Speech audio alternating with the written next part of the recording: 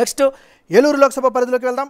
ఏలూరు లోక్సభలో మనం చూసినట్లయితే మూడ్ ఆఫ్ ఆంధ్రాలో ఏలూరు నియోజకవర్గంలో వచ్చినటువంటి పోటీలు ముందు మనం కానీ పరిశీలించినట్లయితే ఏలూరు లోక్సభ నుంచి ఈసారి వైఎస్ఆర్ కాంగ్రెస్ పార్టీ తరపు నుంచి కారుమూరి సునీల్ కుమార్ యాదవ్ బలమైనటువంటి అభ్యర్థి. ఇక పుట్టా మహేష్ యాదవ్ బీసీ సామాజిక వర్గానికి చెందినటువంటి వ్యక్తి. ఆయన తెలుగుదేశం పార్టీ అభ్యర్థిగా ఏలూరు లోక్సభ నుంచి ఆయన పోటీలోకి దిగినటువంటి పరిస్థితి కనిపిస్తుంది.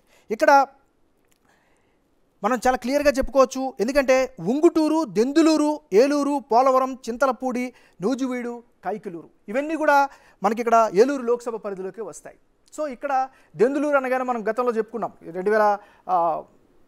2014లో అక్కడ ఉన్నటువంటి దెందులూరులో Telugu Desam party sitting MLA Chintamaneni Prabhakar చాలా హాట్ రాజకీయాల్లో వేదికయ్యాడు. చాలా సోషల్ మీడియాలో వైఎస్ఆర్ కాంగ్రెస్ పార్టీ చాలా ట్రోల్ కూడా అప్పట్లో చేసింది. సో ఓవరాల్గా చూసినట్లయితే ఏలూరు లోక్సభ పరిధిలో ఈసారి ఫైట్ అయితే చాలా టఫ్ ఫైట్ కనిపిస్తోంది వీళ్ళిద్దరి మధ్యన, కారుమూరి మధ్య, అదేవిధంగా పుట్టా మహేష్ యాదవ్ మధ్య. కానీ యాజ్ ఆఫ్ టుడే మారుతున్నటువంటి సమీకరణాలు కావచ్చు, లేకపోతే ప్రచార సరళి కావచ్చు, లేకపోతే మేనిఫెస్టో కావచ్చు, what ever it might be, వీటన్నిటిని దృష్టిలో పెట్టుకుంటే టఫ్ ఫైట్ అయినప్పటికీ కూడా తెలుగుదేశం పార్టీకి కాస్త ఎడ్జ్ అయితే కనిపిస్తుంది. ఇక ఏలూరు లోక్సభ పరిధిలో ఉండేటటువంటి ఒక 2 కీలకమైన నియోజకవర్గాల గురించి మనం ఒకసారి ప్రస్తావించుకున్నట్లయితే దెందులూరు, ఇందాక మనం మాట్లాడుకున్నట్టుగా దెందులూరు నియోజకవర్గాన్ని కనుక ఒకసారి పరిశీలించినట్లయితే 2024లో దెందులూరు నుంచి కొటారు అబ్బయ్య చౌదరికి వైఎస్ఆర్ కాంగ్రెస్ పార్టీ అక్కడ సీట్ ఇస్తే చింతమనేని ప్రభాకరు తెలుగుదేశం పార్టీ నుంచి సీటు దక్కించుకున్నారు.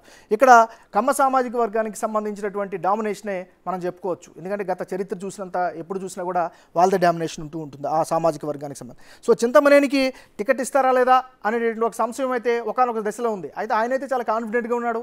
నేను ప్రజల్లో ఉన్నాను, కార్యకర్తలు నాతో ఉన్నారు, పార్టీ అంతా నాతో ఉంది, కాబట్టి టికెట్ నాకే వస్తుంది, గెలుపు నాకే వస్తుంది అని చెప్తూ కూడా ఆయన చింతమనేని చెప్పినటువంటి పరిస్థితి. సో యాజ్ ఆఫ్ టుడే మనం కనుక చూసుకున్నట్లయితే దెందులూరులో బ్యాటిల్ అయితే టఫ్ ఫైట్ ఉంది, కానీ తెలుగుదేశం పార్టీకి ఎడ్జ్ అయితే కనిపిస్తోంది. ఇక ఏలూరు నియోజకవర్గాన్ని చూద్దాం.